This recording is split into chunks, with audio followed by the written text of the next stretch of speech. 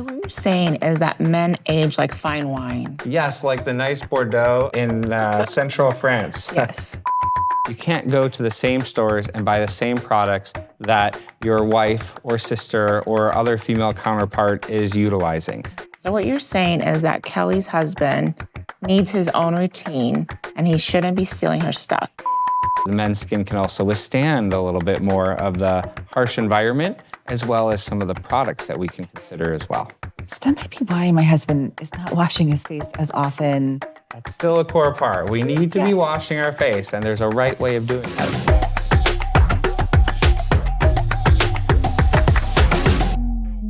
Welcome everyone to Skin Goals. I'm your host, Lisa Avalos. Hey, and I'm Kelly Sitler. Hey, Skin Goals fam. We're so excited you're here. And Lisa, can you tell our fam, what are we getting into today? Today we're going into men's skincare 101, like basics, what's a good routine, a subject we haven't touched on before. So we're so excited to have our guest today, Dr. Erin Farberg, who is our LDB consultant for today for men's skincare. And we're going to learn all about, what we should be doing, what our male viewers should be doing out there. So a routine without the fuss. Without the fuss, yes. Dr. Erin Farberg, welcome to the show. You're a board certified dermatologist in Dallas, Texas, right? But you're also a little all over the place. That's right. No, again, thank you so much for having me. And I totally agree. Us men, we need a little TLC too. And our skin is very different. So this is going to be a fun topic and we're going to dive right on into it. So Dr. Erin Farberg, let's start with the basics. Okay. So are there any fundamental differences between men's and women's skin that actually warrant differences in skincare approaches? Going way back to Adam and Eve, of course, there are differences. And for the most part, men's skin, it's going to be a little bit thicker. It's going to be a little bit more oily. And that, of course, leads to a whole bunch of other different issues and would lead to a different approach to managing that type of skin. Women's skin is going to be a little bit drier, a little bit thinner. So let's think about that. You have thicker, oilier skin. You're going to be more prone to things like acne and irritation, but you're also going to be able to withstand a lot more of the world's elements. And then you think, well, gosh, how am I going to start treating that skin? Well, if it's a little bit thicker, a little bit more oily, I might need more active ingredients to really penetrate that skin. And also it just will change the way we approach that skin. When you think about, women's skin, it's a little bit thinner. What are going to be the issues? Fine lines and wrinkles. Men, we don't have that problem as much. Of course, we have to give our skin a little TLC and worry about our wrinkles, but also for a lot of men, those wisdom lines actually pay off a little bit. So yes, there are fundamental differences between men and women's skin. So what you're saying is that men age like fine wine. Yes, like the nice Bordeaux in central France. Yes.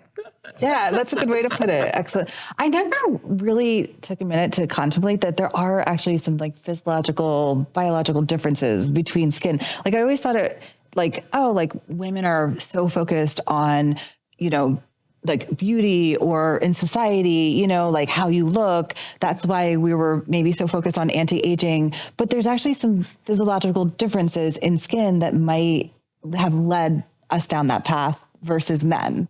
Exactly. And that's why your approach to men's skincare needs to be different. You can't go to the same stores and buy the same products that your wife or sister or other female counterpart is utilizing.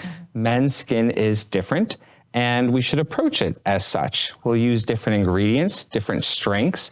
And again, we also have to think about what is each men's goal and make sure that we identify and complement their skincare line to reach those goals, of course.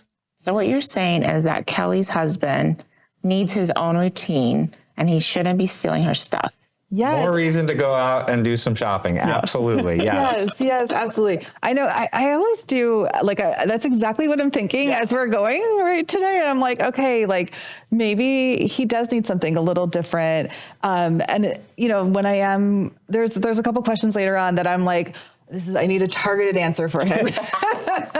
Like, should he wash his face? Just tell me what to do, right? Exactly. Yes. So guys, we're simple. We just want to be told what to do often, and just make it simple for us, and we can follow. Don't distract us with too many things here, though. Yeah. And maybe I am. So you said earlier that men's skin is generally thicker. How does that affect product absorption and like effectiveness? And I mean, you can naturally think about that. When you have thicker skin, it's going to be a little more difficult to absorb different ingredients. And so again, as I mentioned, you might have to use stronger either prescriptions or other topicals as well to really achieve the same sort of goals. Also have to think about, what ingredients we're going to include for men's skin.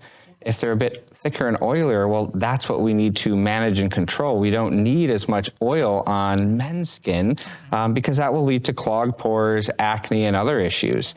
But again, thankfully, the men's skin can also withstand a little bit more of the harsh environment, as well as some of the products that we can consider as well. So that might be why my husband is not washing his face as often as I would wash my face. There could be other factors, but that's still a core part. We need to be washing our face, and there's a right way of doing that, of course. Okay, we're going to get to it. Yeah. So basics 101. If a male wanted to start a basic routine, what would that look like? All right, guys, listen up. Let's make this simple. We're going to have our moment together. It really doesn't have to be complicated. It starts with a gentle cleanser and then a nice moisturizer, and follow it up with a little SPF. That's it. Your 1, 2, 3 steps. It doesn't have to be more complicated than that. And when you think about a gentle cleanser, you want something to really wash away the impurities. I know a lot of people ask, well, gosh, what if I just rinse with water? Very different. No, you need a gentle cleanser. On top of that, well, you've just rinsed the skin. You need to then apply some sort of moisturizer. And there's a number of great ingredients that you'll consider for a moisturizer. You obviously don't want it to be comedogenic with men's skin, a little bit more oil. We want to avoid all that acne and additional irritation. And then SPF. Let's not forget that. As a board certified dermatologist, I probably tell my patients at least 50 times in a day, you need to be wearing your sunscreen, because there's so many advantages just in protecting the skin that our sunscreens provide, when it comes to aging, as well as just overall care and avoidance of skin cancer, of course. Absolutely. I know so many men in my life who don't necessarily do the sunscreen thing on a daily basis. And that's one of the things that I think, being in the beauty industry, I've been more aware of wearing sunscreen and encouraging all of my peeps to be wearing sunscreen, including all the men in my life. But going back to moisturizers, are there certain ingredients? I know you were saying non-comedogenic, right? Is it comedogenic? I'm always saying that word wrong. What does that mean for our listeners? You can put whatever emphasis on whatever syllable you want. Yeah. You knew you were going to get a dad joke at some point, so there you have it. However you want to pronounce it is good for me. Comedogenic. Comedogenic. And if you just kind of slur it all together, then what they say. That's what us guys do very well, is we kind of mumble. And so, that's what I said, right? You just want to avoid clogging pores. And so oftentimes, the simplest way for, listeners to understand that is you just don't want, certain oils there to essentially clog all those pores. It's literally a physical clogging of those pores. But when it comes to moisturizers, there's so many different ingredients. And so again, let's be simple here and simplify it. Things like hyaluronic acid. That's, a go-to, really helps hydrate the skin. You can also think of ceramides, which really help, the skin barrier, protect and lock in, that moisture that you have. Other ingredients such as glycerin also, and even things like niacinamide that will help with overall skin texture. Other ingredients include shea butter. Those are some of the core moisturizing ingredients. And the way I explain it is it's just like making a cake. You have chocolate cake and it's really good. But hey, you don't always have to have chocolate in your cake. You could have a strawberry or a red velvet cake too. So, just because it doesn't have hyaluronic acid or ceramides doesn't make it a good or a bad. Those are just some of the core ingredients that you want to look for with a moisturizer. One that you like and you're going to use. Yeah, it's about finding the formula that you like. I think that's very true because, for example, my dad, he loves this one moisturizer by La Roche-Posay, and he is like requesting that all the time. Like as soon as he's out, he's like, Kelly, do you think you could get me another one of these? Do you think you could pick up one of those? Like, you know, and so it's like finding the one that you really like. His, I know in particular, has glycerin in it, and I don't think it's shea butter. I think it has glycerin and maybe, I think it might be niacinamide inside of the formula. And you also have to think about at what time point are we talking? As we age, our skin loses a lot of that hydration, a lot of that skin density. And so you might need a thicker, more moisturizing moisturizer, essentially. Yeah. And so it will change over time. And there's a reason why. I believe the number is, how many moisturizers are out there in the consumer world right now? Over 10,000. Yeah. And there's a good reason for that because we're all a little bit different. So you know what you need to do is go to see your board certified dermatologist and then find their little sample bucket and then just take a whole bunch of nice samples and try them out and see what works best for you. I love that little sample bucket. Yeah, same. I wrap them up with a little little cellophane gift so that everyone thinks, oh, they're getting their wonderful gift of moisturizer today. So come on back. Try it out. See if it's right for you. Love that. It's like trying on shoes. Absolutely. Absolutely. Moisturizer. You can never have enough of either, right? You should see our closets. So we know that men make a lot of mistakes. No, just kidding. Just kidding. Hold on, guys. I'm here to support us. All right. I'm not going to get beat up by these ladies too much. All right. Even a blind squirrel finds a nut once in a while, and we are correct. It's true. Okay, it's true. You can ask my wife. I haven't been wrong yet. So. Well, all right. Well, we were going to focus specifically on the common skincare mistakes that they might be making. So we can narrow it down, right? Yeah. Well, again, we do make some mistakes, and probably the most common mistake I see is, you're in the shower and you just use this, more harsh often than not, a harsh body wash or body soap for all over. We're efficient. Men are efficient. We're quick. And, oftentimes that's an advantage. But when you're washing and taking care of your skin, probably not ideal. And so, there is reasons to have differences between your face wash and your body and your shampoo. And then, of course, your moisturizers as well. There are reasons that you would separate those out. So don't use one big harsh body bar of soap for your entire, head to toe there. Other mistakes, of course, not wearing that sunscreen we were talking about. Yeah. It's very easy when we're younger. We're invincible, right? And our skin, I just told you, it's thicker. So, hey, we don't need to be doing all these things. Well, again, look at history, look at your older grandparents, and, particularly in Dallas, where we have a lot of bright light, and you see a lot of leather skin. That came from all the years of being under that sun. So using that daily sunscreen is very important. And if you can mix it in, perhaps like in that gentle moisturizer, two birds with one stone, I'm really good with that. Yeah. And don't forget your ears. You're out there playing golf, neck, ears, any skin that's showing. It's very, when you look at pictures of like celebrities on the red carpet, and I know this was kind of a big thing in the news, of course, their faces, they take good care of that.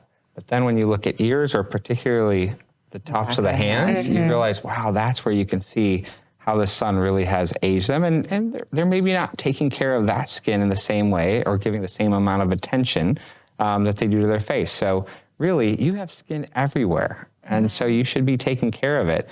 I always love when I'm doing a full skin, body check for one of my patients. I look at the bottom of their feet. And they're like, what are you doing there? And I go, well, you have skin down there too. And you can develop moles and other issues down there. So we're going to look you head to toe. I always notice that with my my daughter. She has a little itty bitty freckle on the bottom of her foot. And I don't know, it's like so cute. But yeah, they're down there too. Yeah. So, she's yours. Exactly. Yeah, exactly.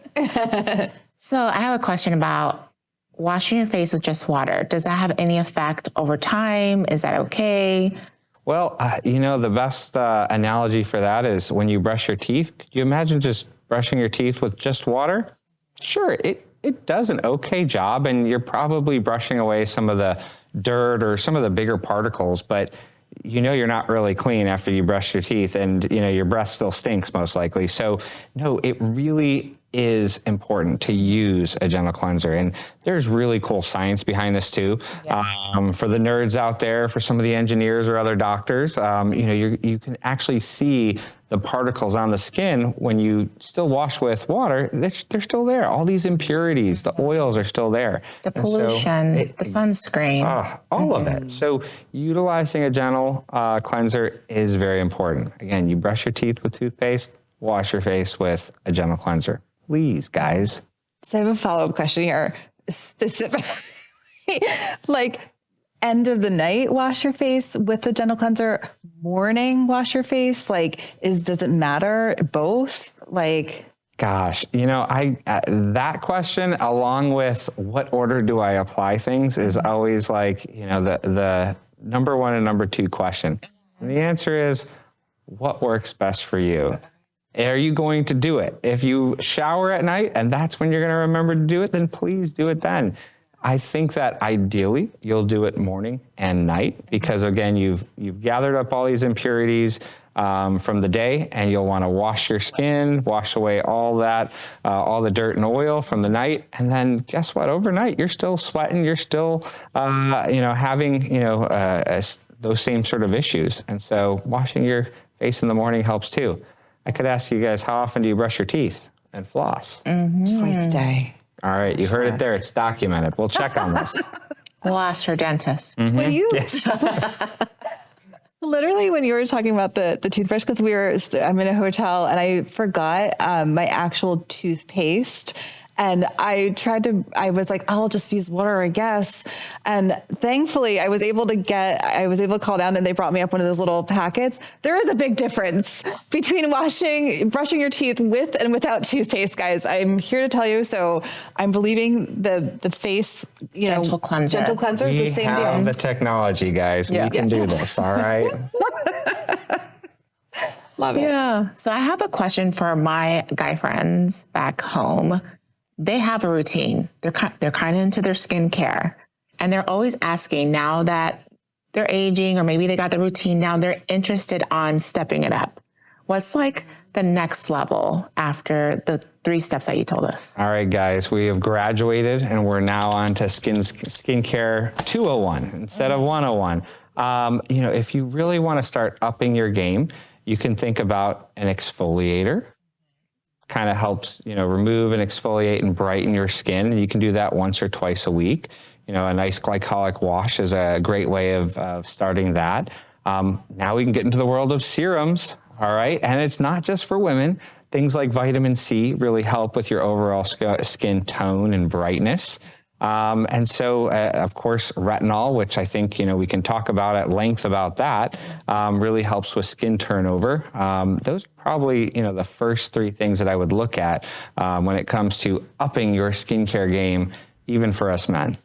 If you were to choose like one product or one ingredient, is there one in particular that you're like, start there? Oh my gosh, I can only pick one. Well, we make these questions as tough as possible. Right? I mean, it is. That's an important point, actually. I mean, you can't just do one thing. I mean, you can, but it's a multifactorial approach. And that's why it's not just only step 1. There's a 2 and a 3. But I would say retinol. I think that really helps with skin turnover, helps with aging, helps with overall tone, texture. It really just gets you into the groove of, hey, I'm going to be consistent with my skincare. And it's going to actually have an impact over a very long period of time. So I would start with just a retinol. Now, remember, though, that can be irritating, all right? For all us guys, all right, if I'm going to tell you to do retinol, I want you to do a good job at it. When I was younger, my dermatologist gave me this retinoid for all the acne that I had. And of course, it made my skin all red and flaky and irritated. And I threw that away and said, well, that doctor didn't know what he was doing. No, of course. it can be a little irritating at first. So you want to use a very small amount, pea-sized or less, and maybe even do it every other night for the first couple weeks as your skin gets used to it. Yeah. Maybe throw in a little bit of that good moisturizer we were talking about as well. So you just want to, get your skin used to it. But then once it's proven, you're good to go. Yeah, absolutely. I feel like for my dad, that's the one ingredient that he does do is retinol. And when he started doing it, I was like, acclimate yourself to it, just, slowly but surely. And now we just had a conversation last week because I was preparing for this episode, right? And he was like, that's the one product I really see a big difference in my skin. And his skin looks really great. In his 70s, like still looks fabulous. Look, this is why everyone needs a daughter. Okay. Like your dad is so lucky. I mean, I'm glad I have one daughter, Amelia. She is like, my pride and joy, looks just like me too. And she's going to take care of me. So as I age and I, need other help, I got to meet your dad. I mean, you got him on point there. He would love to meet you. Fantastic.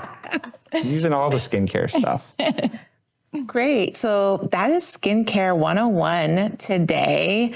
Thank you so much, Dr. Farberg, for being here with us and kind of, showing us the way on basics. Oh, this was a blast. Thank you guys. Yeah, I feel like I learned a lot. Is there anything that you particularly like the men in your life you're like, I'm going to make sure they're wearing sunscreen or what's I think it's the thickness of the skin. I mean, obviously I see it, but I didn't think about how products are going to absorb differently. So that was really interesting. How about you, Cal? Yeah. I mean, I think it's like slow and steady and not adding too much. Maybe I might be overloading one particular person in my life with the plethora of things. He does. And people do say, I mean, my husband's in his 50s and they're always like, they look so young, but I feel like maybe it's just like, in the routine, just making sure it's a feasible routine a little bit. Maybe I need to recommend a little less. Keep doing you. It's all good. Yeah, but wash your face. Wash your face. And sunscreen. I think that's the other thing. You guys were paying attention. I'm so proud of you all. Look, us guys, we finally got a little bit of attention here. Here's our 15 minutes of fame. Thank you again. Thank you. Thank you. And thank you all for watching. You can follow us on all your favorite podcast channels, Spotify, Apple, and all Instagram, TikTok, anywhere you find your socials. And we'll see you next time. Hello, everyone. I am Dakota Pierkowski, a senior scientist at L'Oreal Research and Innovation and a member of the Men at L'Oreal leadership team. Men at L'Oreal is an employee research group comprised of over 250 individuals across 7 states in the U.S. We work internally to help foster community building and networking through quarterly in-person social connects and partner with talent acquisition to recruit male-identifying talent. We regularly engage with the broader community by sponsoring and facilitating outreach events such as a men's professional clothing drive, golf outing for mental health, and a charity dinner for men's health.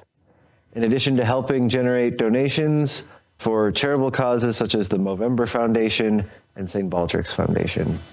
Our vision is to foster a supportive professional community for male-identifying employees and allies by making coming to work a welcoming, rewarding, and inspirational experience through our mission of driving impactful activations around men's beauty standards, men's wellness needs, and the evolving views of masculinity. We welcome L'Oreal employees across the U.S. to join Men at L'Oreal and encourage partnerships with external community members and groups. Today, Men at L'Oreal is proud to sponsor this episode of the Skin Goals podcast with Dr. Erin Farberg to support our mission of driving activations that provide education and support around men's wellness needs.